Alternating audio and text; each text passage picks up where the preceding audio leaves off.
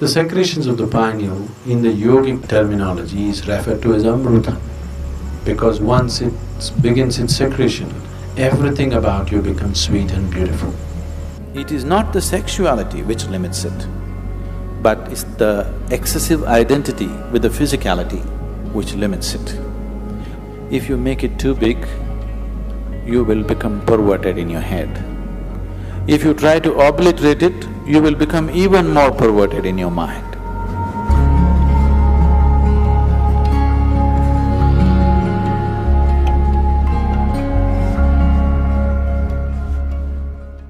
A 92-year-old man went to his doctor for a full medical checkup. The doctor checked him up and he said, "Hey, old boy, for your age you're doing great, everything is just fine with you." But the man asked, "But doctor, what about my sex life?" So the doctor asked, "Thinking about it or dreaming about it?"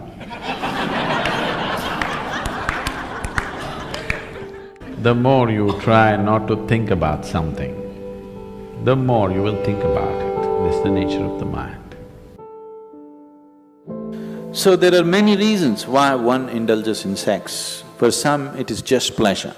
For some, it is a way of building this bond and companionship. Otherwise, people feel they're going away from each other. They may be just fine, but a lot of people, it is psyched in their mind that if they're not sexually involved, they're actually moving away. Not true. You can be very close to somebody and need not be involved in any physical manner, isn't it? But societies are psyching, especially in this part of the world, people are hugely psyched. If there is no sexuality, you don't really have a relationship. In fact, the word relationship, it took me some time to understand, that here, if you say a relationship, you're supposed to understand it's sex-based relationship. Nothing else is a relationship. If I can have a very strong relationship with you and not be concerned about your body, isn't it? I may not be drawn to your body in any way, but I can have a very powerful relationship with you. But all those possibilities are completely discounted. A relationship means you must be in some way physically involved, man-woman or man-man, woman-woman, whatever you like. Essentially, it's body-based. What kind of body is individual choices, but essentially it is body-based. This has happened because somewhere our identification in the body has gone beyond normal levels of identity. It is excessive identification with the body. That is why body-based relationships have become the crux of the society. One who is too identified with your physical body naturally is sex-driven, because that is the highest thing that he knows. There are ways we can make you find something which is far bigger than this. Once you taste something better, I don't have to tell you, give this up or give that up, it'll anyway fall off, isn't it? There are ways to do certain sadhana which is more intense than sexuality, which is more ecstatic than sexuality. On one level, if you look at it, all dimensions of yoga, one way or the other, are ultimately trying to activate the pineal. Because once it begins its secretion, everything about you becomes sweet and beautiful. It creates a whole inner pleasure, which makes all the outer pleasures look like kindergarten stuff. That's the reason yogis are just sitting with eyes closed, not because they're against pleasure, they're against small pleasures, that's all. So the Shambhavi, one thing that's happening is, it stimulates the pineal secretion in a big way, which leaves you drenched in a certain level of sweetness throughout the day. It just leaves you in a certain state of ecstasy and blissfulness because the pineal gland is active. This is one aspect of your physiology which is very close to your consciousness. The rest of the physiology is about survival. But Pineal gland is one aspect of your physiology which is very, very close to transcending the physical. In the yogic traditions, this sweetness is referred to as amrita or the ambrosia or the elixir of life. One drop, if it comes into the system, suddenly the whole system just cools down, the whole system is lubricated, functions at ease. The desperation in the system is gone. The desperation in the mind is gone.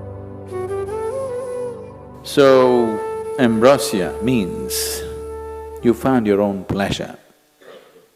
If you're extremely joyful within yourself, you found the amrita within yourself. You're an extreme state of pleasantness. Now, being with people, not anymore about squeezing pleasure out of them. Being with people is just being with them. Only now you're truly capable of love. Otherwise, it is just a open sesame trick. I love you means, whether they believe you or not, for that moment they make themselves believe you. Because they are also in need of something, you're also in need of something. Isn't it? It's like the, Alibaba under 40. Open sesame means it opens. This is just like the I love you means many things open up. Now, by doing this, I'm not saying it's right or wrong, that's the way people conduct their life, there's nothing to it. But by doing this, the true possibility of knowing an intense sense of love within you is lost. You're here constantly looking, what can I get out of this person, what can I get out of that person? This is a con job. It's called a love affair. But it's a con job. But if you are extremely ecstatic by yourself, when you're being with people, it's about sharing your ecstasy. It is about, if they are not touched by it, somehow to touch them with it, rather than seeing what you can squeeze out of them. The whole fundamentals of your life will change.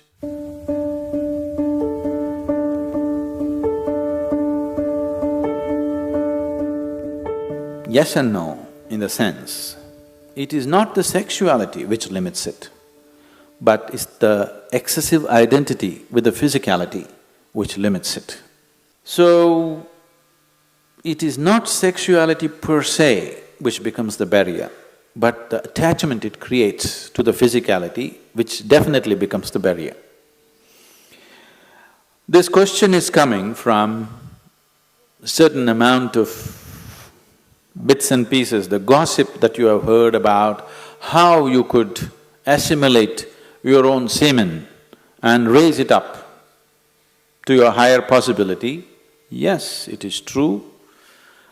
At the same time, it is not because of abstinence that one does it, it is because of internalizing your energies that you do it. It is not simply that somebody is abstaining from sex and suddenly his energies are all organized and it's going up. It's not true. If your energies get organized and begin to move up, the need for sexuality may evaporate for you, but it doesn't leave you incapable. It doesn't leave you impotent, but the need is gone. It is just no more a compulsive thing. And it is not just this one thing, all compulsiveness is lost. Essentially, most of the sexuality that's happening on the planet is happening because of a certain compulsiveness, isn't it? It's a compulsive drive. When you become conscious, when all compulsiveness disappears, this also disappears. It is just that because people are so body-oriented, they're always thinking spirituality versus sexuality. They are not connected. They are not connected. One is of the body, another is of a different dimension. It is simply because people are because religions of the world, moral schools and the ethical schools have been always speaking against it, it has become such a big issue in people's minds.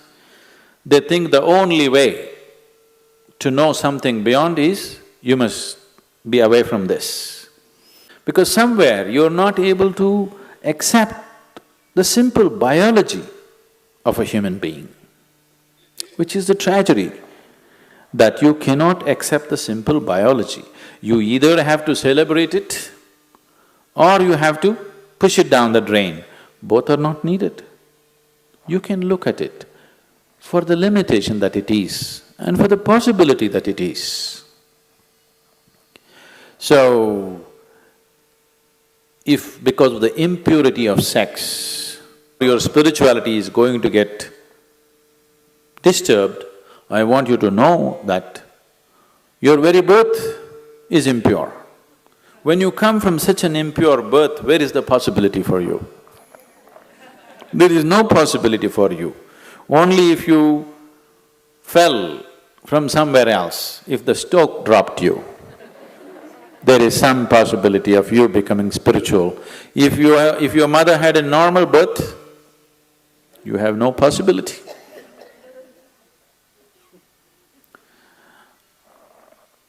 A 6-year-old girl came home one day from school and asked, "Mama, how was I born?" The mother was embarrassed. She said, "A stoke dropped you." She said, "Okay." She noted down, "Mama, how were you born?" "A stoke dropped me too." "Mama, how was grandmama born?" "A stoke dropped her too." Then the girl became serious and she went down and sat down and started writing something in her homework. Then the mother was feeling uncomfortable, she finished her cooking and then the girl had finished her homework and left the book there, she went and read. So the essay was about the family tree. So the girl had written, "For 3 generations in my family, nobody had a natural birth."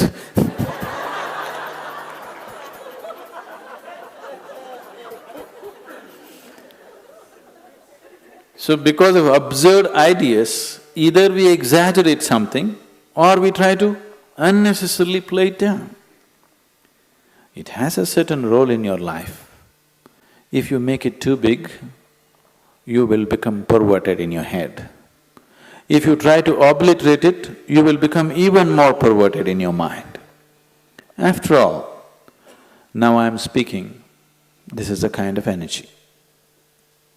You are looking at me, this is a kind of energy.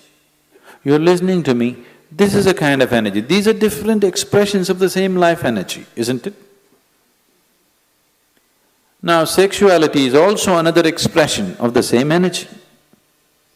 Now, one has to decide how much of his energy, in which direction he wants to send it. Because after all, you are a limited amount of energy, isn't it? See, it's just like you have an income, let's say you have $5,000 a month. How much for the house rent, how much for eating, how much for schooling, how much just for fun, how much for vacation, you apportion, isn't it? Tomorrow morning, you got your salary, in the evening you went out and blew it up. Now the next month is going to be trouble, isn't it? Of course you have a credit card, but everything in your life, if you're handling your life sensibly, everything in your life is apportioned according to your understanding, your need and your capability, isn't it so? Yes? Your money, time, energy, isn't everything allotted the way you like to arrange it? This is also the same thing. How much of it? First of all, do you need it? Or are you doing it because of socially you're psyched? If there is a need, if I ask you to stop it, you will become perverted because it'll all happen in your head. If somebody is telling you, you have to do it, if you don't do it, you're not normal, another kind of perversion will come. Both are not needed, After all, you are not going after a man or woman, you are going after a certain level of pleasantness. So once you experience a certain level of pleasantness, wouldn't you like to dig deeper into this? Because whatever pleasantness happened, maybe you used the other person, but the pleasantness happened within you, right? So suppose anyway the pleasantness is happening within you, the other person is just a key to open this, wouldn't you like to have the key in your own hands? Yes? That if you sit like this, you are on full scale. You don't need anybody. No, see, anything in your life, either for pleasure, money, love, this, that, it doesn't matter what, for whatever, the moment you become dependent on another person, nobody on this planet is truly reliable, isn't it? I keep hearing these complaints all over. Some people, generally women, keep complaining their husbands are excessively physical. Some woman constantly complaining, he doesn't lay a finger upon me. Whatever happens, it's a problem, because it'll never happen exactly the way you want it. As long as another person is involved, nothing will ever happen 100% the way you want it, isn't it so? Yes or no? It never will. It doesn't matter if you get married to your god, it still won't happen. As long as your way of being, your sense of pleasure and joy is dependent on another person, you'll always have a complaint. Doesn't matter how wonderful the other person is. So in this context, people might have talked about celibacy because they said, take some time off. Because to extract pleasure out of somebody, you have to play any number of tricks. It doesn't happen simply. This is called as courting.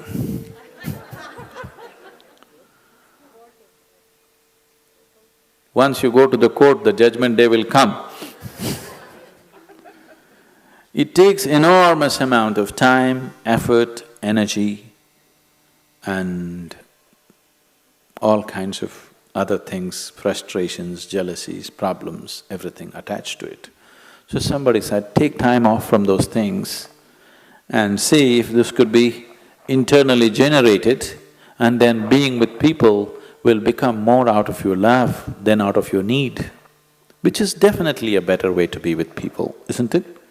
It is definitely a better way of honoring another human being, isn't it so?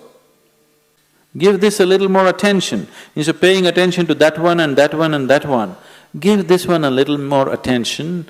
It will produce much more pleasure than any other one can produce for you.